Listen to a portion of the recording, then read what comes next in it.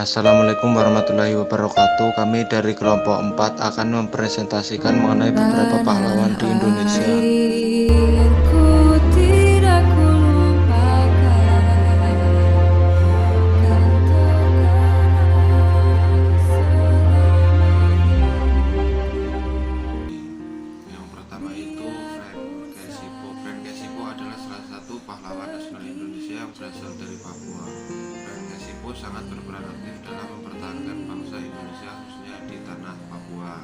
Frank Kesipo dikenal juga sebagai Gubernur Irian Barat pada tahun 1964 hingga 1973. Pada bulan yang sama mengikuti konferensi Marimo di Sulawesi Selatan sebagai salah satu delegasi Indonesia.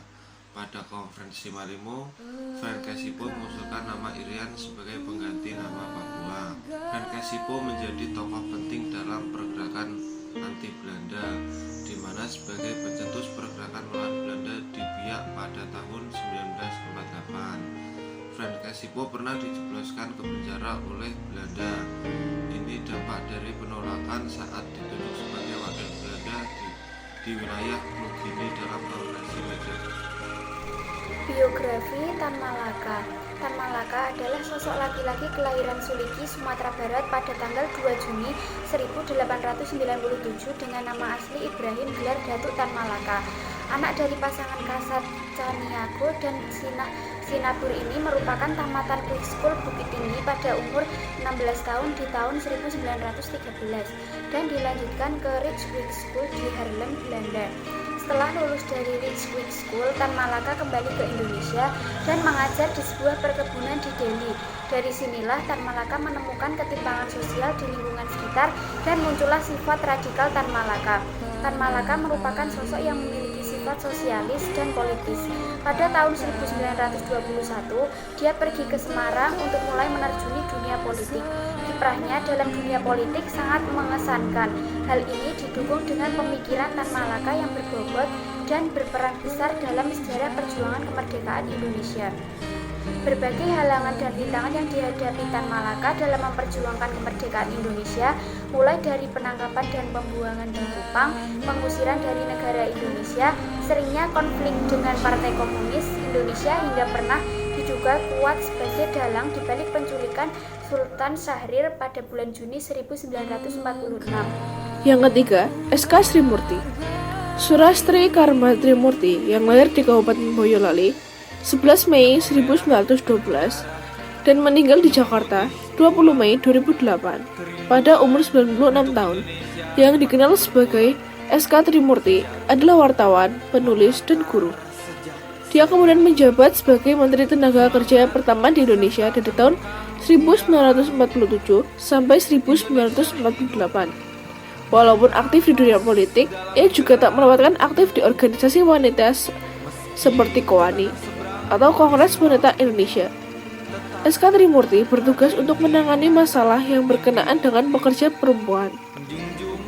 Puncak dari keikutsertaan SK Trimurti dalam organisasi perempuan adalah saat dirinya bersama dengan beberapa teman seperjuangan mendirikan organisasi wanita yang dinamakan Gerwis. Biografi Witana.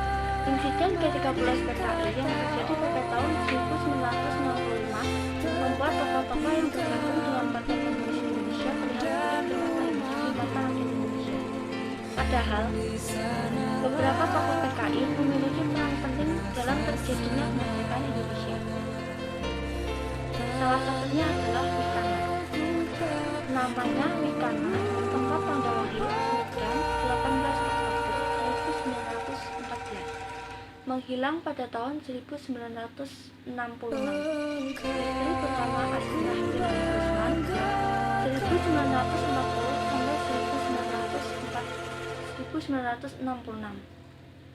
Anak Lenina Suwarti Wiasti Wikana Putri, Temu Zain Karmawan Soekarno Pria, Tati Sawitri Apramata, Kania Kingkin Pratapa, Rani Sadakarana, dan Remondi Sitakodana. Iyar Adies Penian lahir di Jakarta pada tanggal 21 Februari 1939 sebagai anak kedua dari 3 bersaudara pasangan Aurelius Lemon Tender dengan Maria Elizabeth Cornet. Nama Peter diambil dari nama sang kakek dan ibunya yang berasal dari Prancis.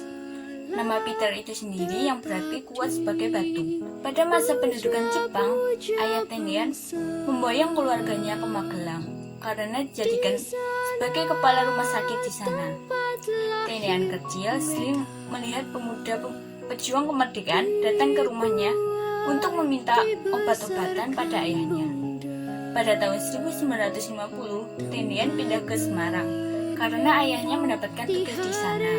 Usai menamatkan SMP dan SMA di Semarang, Tendian masuk Akademi Teknik Angkatan Darat atau ATK. Itu lulus dari ATK tahun 1963, Tendian ditugaskan di Medan.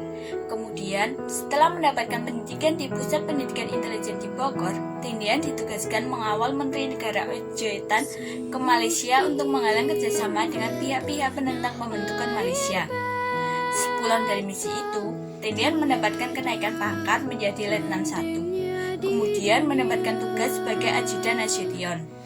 Tugas domestik maupun formil dijalankan Tendian dengan baik, sehingga mengesankan Nasution sekeluarga. Pada tanggal 1 Oktober, Tendian dan Adi Irma menjadi salah satu korban dari pasukan Cakrabirawa yang hendak menculik Nasution.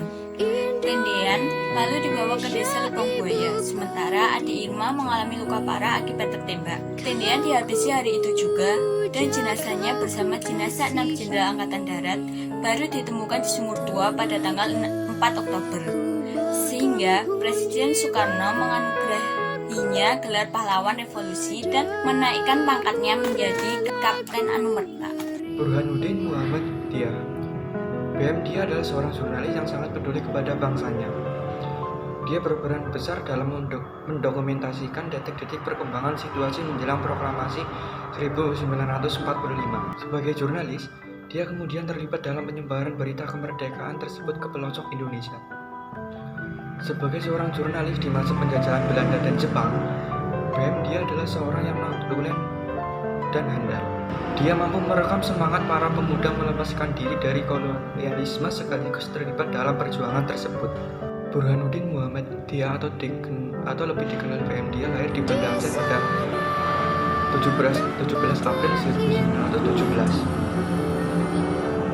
Ayahnya bernama Muhammad Dia dan ibunya bernama Siti Saidah.